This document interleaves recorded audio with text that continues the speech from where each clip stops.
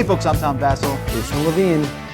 We're recording this in the year 2016, which is one of the most interesting elections ever currently. Very interesting, these Whatever primaries. you may think, and I'm not jumping into politics at all, but it certainly is interesting. And this is a game, Road to the White House, from Mayfair Games. This game came back out in the early 90s or 80s, I believe. 92. So it's an old game. However, this actually might be appropriate. This is a game about getting elected president of the United States. The primary specifically. It's a primary game. It's really primaries because in reality in America, it's very difficult for a third-party candidate to do anything. But in the primaries, you can have 3, 4, 5 candidates. Which in this, you can play up to 6 players. So. And the candidates in this game are very cartoonish. We have Congressman Ivan Pinkowski, General Wynn Mills. You know, they have funny names, but there's a lot of different stats. Let's take a look a little bit more at how you play this game.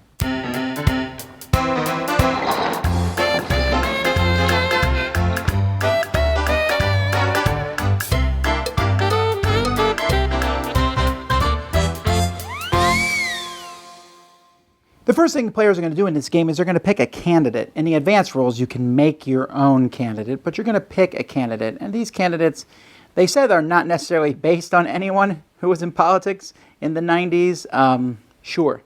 Anyhow, each candidate has a different picture and a biography, but what really matters is on the back. All right, on the back, it shows stats about them. It shows their home state, which is a big deal. That's where they're going to start, and also they get extra votes in their home state. Their charisma, which is 1 to 4. How much money they start with. Money in this game is kept track with by pen and paper, but it's mega bucks, so think 2 million or 2 billion or whatever you want to think. A surrogate, and how long they have the surrogate, and then the positions that they might have here. And so you have plus on the different positions on different things that happen, and some special effects that they might have. Usually this is based on their charisma. This also shows their starting votes in different states, like this guy here has -8 in California to start with, and it shows any states where they have organizations. And so each of the different people have different, different things. Like this guy's pro-defense, family preservation, farms, pro-foreign aid, housing, and isolationism. This guy is the current healthcare system, pro-defense, anti-foreign aid, pro-tyrants, and world policemen. This guy's a whole pile of things, but his charisma is 1, and serious. So the different people have different positions, and you're going to be writing all those positions and different stats on here. This is where you're going to keep track of how many votes you get in each state. You'll keep track of your money up here. You'll keep track of any issues that are in play, and you keep track of your turns. Each player is going to have a pawn that they place on the board, but you also have a chance. You might start with some surrogate pawns who will be moving around in different places for you, and you can buy them. There's lots of things you can spend money on in this game, and buying pawns, buying new organizations in a state is one of them. On your turn, you're going to roll a die for each pawn that you have on the board. Each one that you rolled, and by the way, these are 4-sided dice, even though they have 8 sides. Each one will cause you to draw an event card. We'll take a look at event cards in a bit. The number that you move also determines how you can move, the numbers that are rolled. So if you roll a 1, you can only move along a red line from one city to the next. If you roll a 2, you can move on a red or yellow. A 3, a red, yellow, or blue. A 4, red, yellow, or blue, but you can also fly from one city that's a population of 4 or more to any other city on the board that is a population of 4 or more. Like maybe I want to fly up here, all the way up here to Minneapolis, St. Paul. Now, when you go to a new city, when you move to a new spot, you're going to get votes equal to the size of that city in that state. You're also, if you have an organization in that state, those number of votes might be doubled or multiplied times 2.5 or even tripled, depending on the size of the organization in that state. You might get extra votes if the number that you roll is lower than your equal to or lower than your charisma. And you might get bonus votes in a state depending on the current issue in play. See, the game has the possibility, and each player has the possibility to bring in different issues, maybe urban affairs, civil rights, drugs, energy, and each issue has different things that are going to happen. This one, for example, when energy is in effect, if you are pro-oil companies, you will automatically get whatever your pro-oil rating is in California and Oklahoma. Every time you stop in Louisiana, you'll get your rating in pro-oil companies.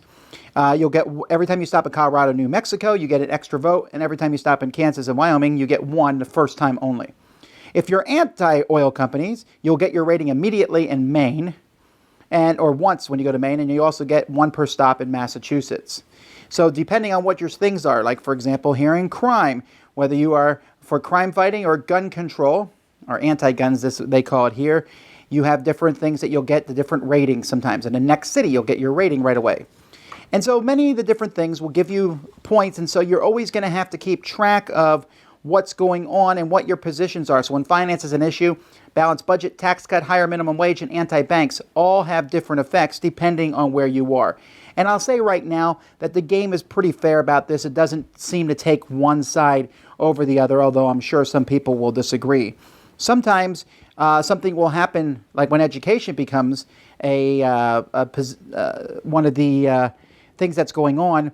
Immediately, everyone will roll a die and add their education rating to that, and whoever gets the highest gets 13 megabucks because they've been endorsed by the National Education Association, and second most, the voice of the teacher. So sometimes there is a die roll based on whatever the debate position that's going to go on.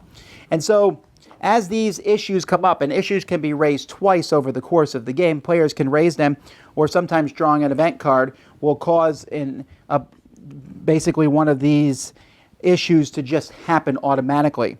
So on a player's turn, they're going to be spending money, and you'll spend money by buying more surrogates, because the more surrogates you move around, the more votes you get. They're basically the same as your candidate, except they last a certain number of turns and they're gone, and they don't get any benefit from your charisma bonus because, hey, people want to see the candidate who's moving around. You might have to draw event cards. You move around and get votes, and then you move this marker at the very bottom of the board, and this is going to move, and when it gets here, the game's over, and whoever has the most votes in each state will win that state, and then you add up the electoral numbers for each state, and whoever has the most is the winner. And then you could play a general election if you want to. The different event cards, like I said, some cards will just cause, like this makes corruption the active issue. Sometimes there's a card will suddenly interest rates jump. So anyone who is anti-banks is going to get extra ratings in their current state, and anyone who is pro-banks is going to lose ratings when it happens. There might be heavy snow, which will trap people in some of the states. They might lose a turn. A truck recall, everyone adds their consumerism rating in the current state. So different things will happen, and they usually will depend on what your positions are.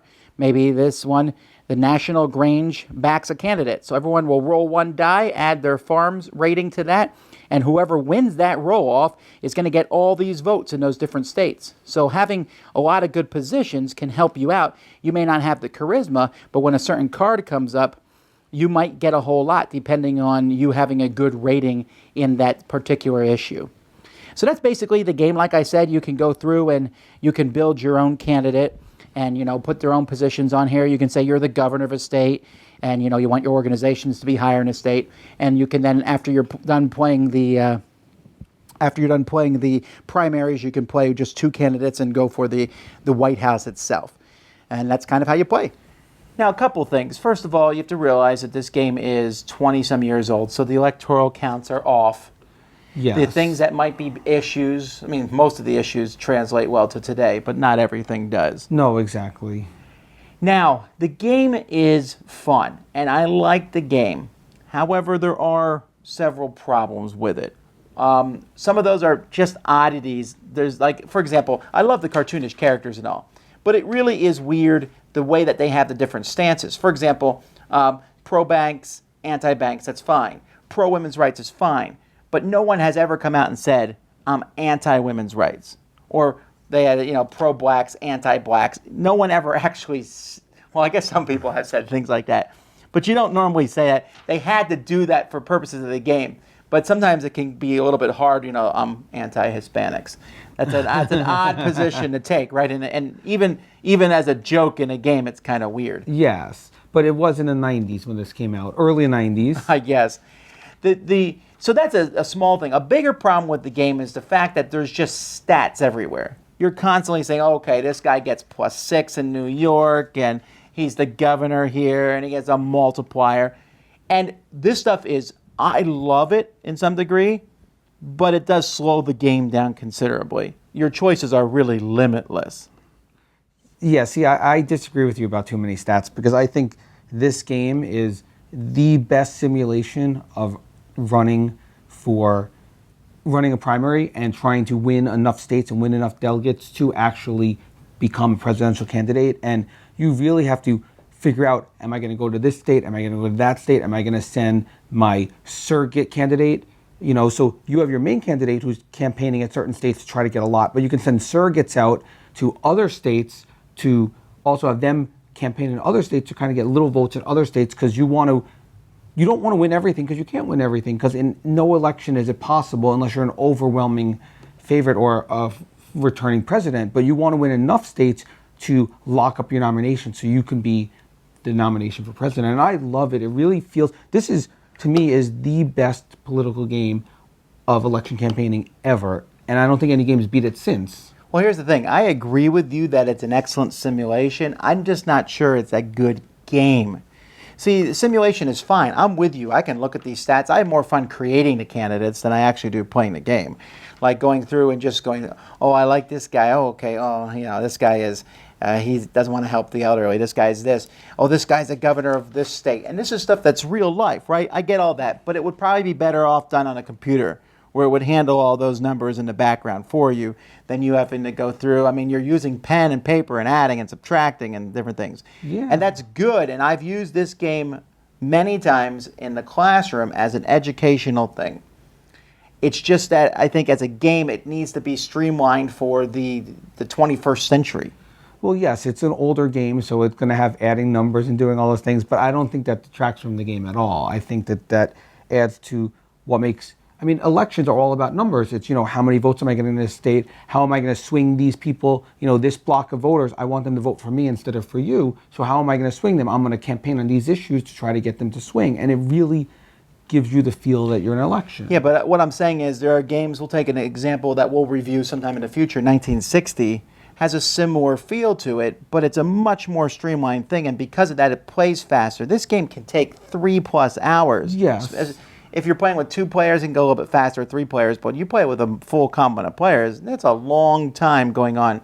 And it's not balanced either. That's fine, I guess you can say, well, this candidate deserves to have that advantage, they're from California or whatever. Yes. But it's just not balanced. No, but it is. I mean, if you look at elections today, if you have a candidate who's an overwhelming favorite, let's say Donald Trump right now, and then you have Kasich and Ted Cruz, and they're both campaigning. So Kasich is campaigning in certain states to beat Trump, and Cruz is campaigning in other states to beat Trump. And if both of them could beat Trump in each state, then both of them would get votes, and Trump wouldn't get votes. And that really is the way elections happen. I understand that. But again, there's a difference between being a cool tool and a neat election simulator and being an actual fun game. It's not a fun game for someone, perhaps, if they pick someone and they realize 1/4 into the game, they cannot win. Well, see, yes, but that's when in real life, that's when a candidate drops out. Right. In the game, you stay in. But see, I have fun with this game. I've played this game, I think, about 15 times, and every time I have fun with it. And I really feel like I'm campaigning hard. I'm trying to win those states. I want to be the next presidential nominee. And I absolutely love this game. I think for once I may have played a game more than Jason, because I know I've played it more than 15 times. I really do like this game also. However, I cannot recommend it because I think that it is mostly, or just as an educational tool, or maybe even as a solitary thing. It just hasn't, the mechanics are a little clunky. The way everything moves on the board, you're constantly looking through these charts and things, and I feel, and also it hasn't taken into effect that the country has changed a lot in 25 years. So that's going to be every election game. That is true, okay, but I would like to see a restreaming, rehauling of this. I mean, this is not a super popular game for a reason, because it takes someone very dedicated to get in. So as an educational tool, I would give this an 8. As a game itself, I give it a 6. Well, as an educational tool, I give this game a 10 because I think it's the best simulation of election. And as an awesomeness rating, I give it an 8 because it is still a very fun game to play, and it is amazing. It captures the elections in 3 to 4 hours. All right, well, that's awesome. Road to the White House. Thanks so much for watching the Dice Tower videos. Find more great videos and reviews, as well as our top-rated audio podcast at Dicetower.com. You can also find other great shows at Dicetowernetwork.com. I'm Eric Summerer, and you've been watching The Dice Tower. The Dice Tower is sponsored by Cool Stuff Inc., where you can find great games for great prices. Cool stuff in stock. Check them out at coolstuffinc.com.